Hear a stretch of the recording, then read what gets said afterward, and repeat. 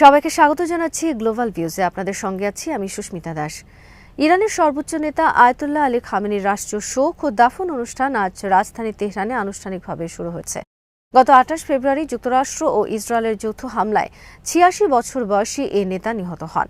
তার প্রতি শেষ শ্রদ্ধা জানাতে তেহরানের লাখো ইরানি সমবেত হয়েছেন।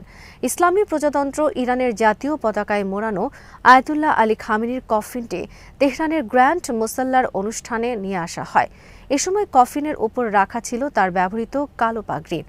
খামেনির কফিনের পাশে হামলায় নিহত তার পরিবারের অন্য সদস্যদের মরদেহ রাখা হয়। এর মধ্যে তার ১৪ মাস বয়সী নাতনির একটি ছোট্ট কফিনও ছিল। ৬ দিনব্যাপী এই জানাজা ও বিদায় অনুষ্ঠান ইরান এবং প্রতিবেশী ইরাকের বিভিন্ন শহরে অনুষ্ঠিত হবে। এর অংশ হিসেবে গতকাল শুক্রবার খামেনির মরদেহ তেহরানে আনা হয়।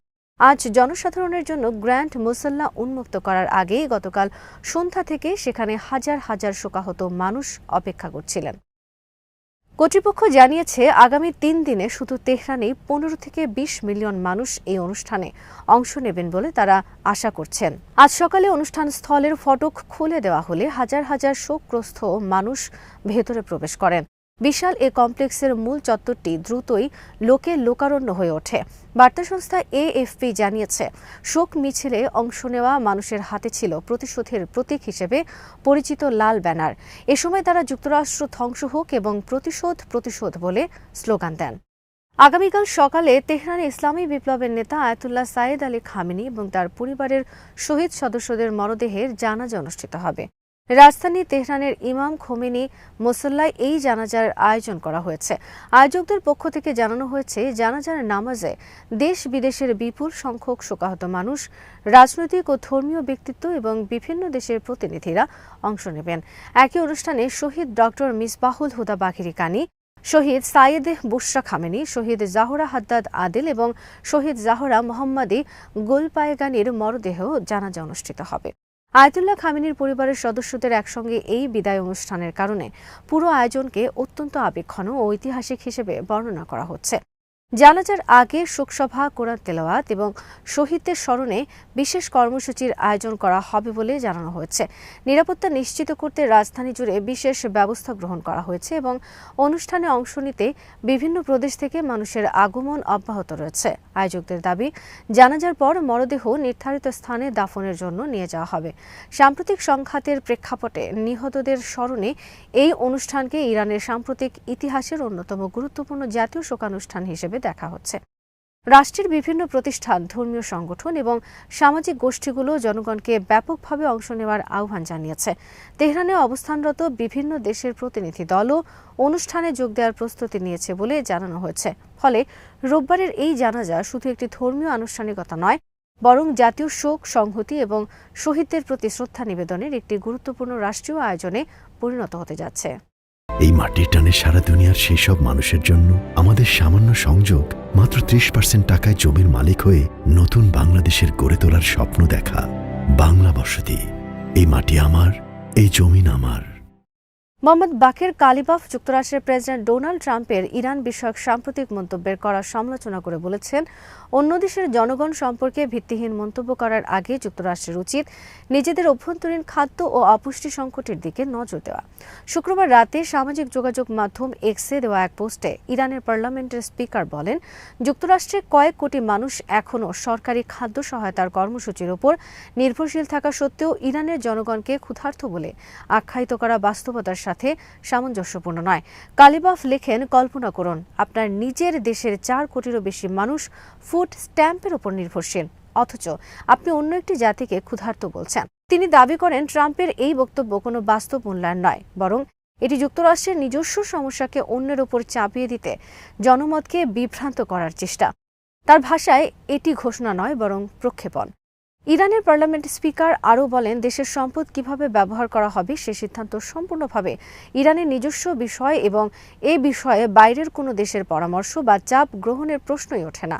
তিনি ট্রাম্পকে উদ্দেশ্য করে বলেন, আপনার স্ন্যাপ সংক্রান্ত পরামর্শ নিজের কাছেই রাখুন।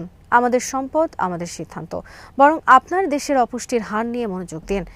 কালিবাফের এই মন্তব্য এমন এক সময় এসেছে যখন তেহরান ও ওয়াশিংটনের মধ্যে রাজনৈতিক উত্তেজনা অব্যাহত রয়েছে এবং উভয় পক্ষের কর্মকর্তারা একে অপরকে লক্ষ্য করে প্রকাশ্যে কঠোর ভাষায় বক্তব্য দিচ্ছেন। বিশ্লেষকদের মতে এই প্রতিক্রিয়ার মাধ্যমে কালিবাফ শুধু ট্রাম্পের মন্তব্যের জবাবই দেননি, বরং ইরানের সার্বভৌমত্ব, অর্থনৈতিক সিদ্ধান্ত গ্রহণের স্বাধীনতা এবং জাতীয় সম্পদের উপর দেশটির পূর্ণ অধিকার রয়েছে এই বার্তাও পুনর্ব্যক্ত করেছেন। তার বক্তব্যে যুক্তরাষ্ট্রের অভ্যন্তরীণ সামাজিক ও অর্থনৈতিক সমস্যার প্রসঙ্গ তুলে ধরে ওয়াশিংটনের সমালোচনার নৈতিক ভিত্তি নিয়েও প্রশ্ন তোলা হয়েছে। ইরানের ইসলামী বিপ্লবী গার্ড বাহিনীর নৌবাহিনীর কমান্ডার রিয়ার অ্যাডমিরাল আলী ওজমাই বলেছেন, যুক্তরাষ্ট্র ও ইসরায়েলের বিরুদ্ধে ঐশ্বরিক প্রতিশোধ খুব বেশি দূরে নয়। আজ আয়াতুল্লাহ আলী খামেনির বিদায় অনুষ্ঠানে দেওয়া এক বার্তায় তিনি এই মন্তব্য করেন। ওজমাই দাবি করেন, প্রয়াত নেতাকে হত্যা করেছে পৃথিবীর সবচেয়ে নিকৃষ্ট ও দুষ্ট শক্তিগুলো, যারা তার আধ্যাত্মিক নেতৃত্ব, দূরদর্শিতা এবং বিশ্লেষণী ক্ষমতাকে ভয় পেত।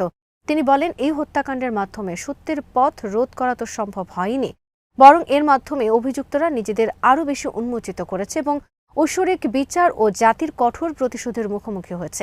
আইআরজিসি নৌবাহিনীর সদস্য এবং কৌশলগতভাবে গুরুত্বপূর্ণ হরমুজ প্রণালীর রক্ষকদের পক্ষ থেকে ওজমাই শপথ করে বলেন, তারা শহীদদের আদর্শ অনুসরণ করে প্রয়াত নেতার পথ শক্তি, দৃঢ়তা ও অটল সংকল্প নিয়ে এগিয়ে নিয়ে যাবেন।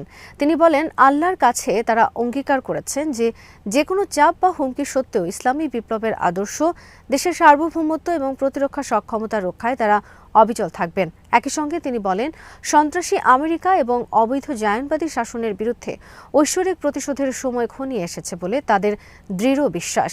তার ভাষায়, ন্যায়ের পতাকা প্রয়াত নেতার যোগ্য উত্তরসূরির নেতৃত্বে মর্যাদা, শক্তি ও প্রতিরোধের প্রতীক হিসেবে উঁচুতে উঠতে থাকবে। আইআরজিসি নৌবাহিনীর এই বক্তব্য এমন এক সময় এসেছে যখন হরমুজ প্রণালী ঘিরে আঞ্চলিক নিরাপত্তা পরিস্থিতি এবং ইরান, যুক্তরাষ্ট্র ও ইসরায়েলের মধ্যে উত্তেজনা অব্যাহত রয়েছে। ওজমাইর এই মন্তব্যকে তেহরানের পক্ষ থেকে প্রতিরোধ অব্যাহত রাখার অঙ্গীকার এবং প্রতিপক্ষের বিরুদ্ধে কঠোর অবস্থানের পুনর্ব্যক্ত হিসেবে দেখা হচ্ছে। সৌদি আরবের নেতৃত্বাধীন সামরিক জোট ইয়েমেনের হুথি বিদ্রোহীদের কঠোর হুঁশিয়ারি দিয়ে জানিয়েছেন, সৌদি ভূখণ্ড, নাগরিক বাসিন্দা কিংবা জাতীয় স্থাপনার বিরুদ্ধে যে কোনো হামলার চেষ্টা অভূতপূর্ব দৃঢ়তা ও শক্তি দিয়ে প্রতিহত করা হবে। শনিবার ভোরে সৌদি প্রেস এজেন্সিতে প্রকাশিত এক বিবৃতিতে জোটের মুখপাত্র মেজর জেনারেল তুর্কি আল মালিকি এর সতর্কবার্তা দেন। তিনি বলেন, হুথিদের সাম্প্রতিক বক্তব্য মূলত ইয়েমেনের জনগণের বিরুদ্ধে তাদের গুরুতর লঙ্ঘন এবং ব্যর্থতা থেকে দৃষ্টি সরানোর চেষ্টা। আল মালিকির মতে, সৌদি আরবের বিরুদ্ধে হুমকি দিয়ে হুথিরা আঞ্চলিক ও আন্তর্জাতিক নিরাপত্তাকে দুর্বল করার অপচেষ্টা চালাচ্ছে। এর আগে শুক্রবার ইরান সমর্থিত হুথি গোষ্ঠীর সামরিক মুখপাত্র সৌদি আরবের বিমানবন্দর এবং স্থল ও সমুদ্র ভিত্তিক গুরুত্বপূর্ণ স্থাপনাগুলোকে লক্ষ্যবস্তু করার হুমকি দেন। এর জবাবে সৌদি নেতৃত্বাধীন জোট জানায়, আন্তর্জাতিক মানবিক আইনের সঙ্গে সামঞ্জস্য রেখে যে কোনো আগ্রাসনের জবাব দেওয়া হবে। আল মালিকি অভিযোগ করেন, হুথিরা নিজেদের সৃষ্ট অর্থনৈতিক সংকট ও মানবিক দুর্ভোগের দায় অন্যদের উপর চাপানোর চেষ্টা করছে। তিনি বলেন, গোষ্ঠীটি ইয়েমেনের বিভিন্ন উপজাতি ও সামাজিক গোষ্ঠীর বিরোধিতার মুখে পড়ে প্রতিবেশী দেশগুলোর দিকে উত্তেজনা ছড়িয়ে দিতে চায়। Coalition two restore legitimacy in Yemen নামে পরিচিত সৌদি নেতৃত্বাধীন জোট 2015 সাল থেকে আন্তর্জাতিকভাবে স্বীকৃত ইয়েমেনি সরকারকে পুনঃপ্রতিষ্ঠার লক্ষ্যে হুথিদের বিরুদ্ধে অভিযান চালিয়ে যাচ্ছে। 2014 সালে হুথিরা রাজধানী সানা দখল করার পর থেকে দেশটির বড় অংশ তাদের নিয়ন্ত্রণে রয়েছে। সৌদি জোটের দাবি, তারা আন্তর্জাতিক অংশীদারদের সহযোগিতায় ইয়েমেন সংকটের রাজনৈতিক সমাধান ও শান্তি প্রতিষ্ঠার জন্য বিভিন্ন উদ্যোগ নিয়েছে। তবে হুথিরা সেই প্রচেষ্টা প্রত্যাখ্যান করেছে এবং লোহিত সাগর ও বাব আল মানদেব প্রণালীতে আন্তর্জাতিক বাণিজ্য ও নৌপথের নিরাপত্তা বিঘ্নিত করেছে। জোটের মতে, এসব কর্মকাণ্ড ইয়েমেনের গুরুত্বপূর্ণ বন্দর, বিমানবন্দর, বিদ্যুৎ কেন্দ্র এবং অর্থনৈতিক অবকাঠামোকেও ঝুঁকির মুখে ফেলেছে। ইরানের সর্বোচ্চ নেতা আয়াতুল্লাহ সাইদ আলী খামেনির রাষ্ট্রীয় জানাজা উপলক্ষে দেশটির প্রতি সমবেদনা জানিয়েছেন সৌদি আরবের বাদশাহ সালমান বিন আব্দুল আজিজ এবং যুবরাজ ও প্রধানমন্ত্রী মোহাম্মদ বিন সালমান।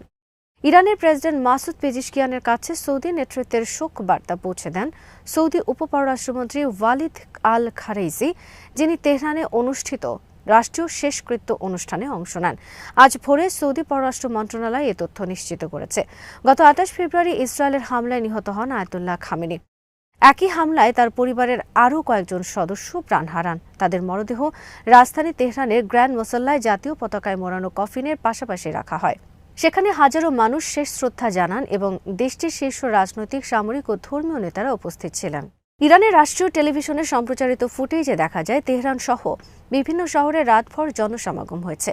অংশগ্রহণকারীরা ইসলামী প্রজাতন্ত্রের প্রতি সমর্থন জানিয়ে এবং যুক্তরাষ্ট্র ও ইসরায়েল বিরোধী স্লোগান দেন। শোক মিছিল ও সমাবেশে বিপুল সংখ্যক মানুষের অংশগ্রহণ দেশজুড়ে গভীর আবেগের বহিঃপ্রকাশ হিসেবে তুলে ধরা হয়। এদিকে সৌদি আরবের পক্ষ থেকে শোক বার্তা পাঠানো এবং উচ্চ পর্যায়ের প্রতিনিধি তেহরানে পাঠানোকে দুই আঞ্চলিক শক্তির মধ্যে সাম্প্রতিক কূটনৈতিক যোগাযোগের একটি গুরুত্বপূর্ণ ইঙ্গিত হিসেবে দেখা হচ্ছে। বিশ্লেষকদের মতে সাম্প্রতিক বছরগুলোতে সম্পর্ক স্বাভাবিক করার যে প্রচেষ্টা শুরু হয়েছে, এই সমবেদনা বার্তা সেই প্রক্রিয়ার ধারাবাহিকতার প্রতিফলন। এই মাটি আমার, এই জমিন আমার। এই মাটির টানে সারা দুনিয়ার সেই সব মানুষের জন্য আমাদের সামান্য সংযোগ মাত্র 30% টাকায় জমির মালিক হয়ে নতুন বাংলাদেশের গড়ে তোলার স্বপ্ন দেখা। বাংলা বসতি। এই মাটি আমার, এই জমিন আমার। আজ এখানে শেষ করছি। সবাই ভালো থাকুন, সুস্থ থাকুন আর দেখতে থাকুন বিডি ভিউজ। চ্যানেলটি ভালো লাগলে সাবস্ক্রাইব করুন, সংযুক্ত থাকুন আমাদের ফেসবুক পেজে।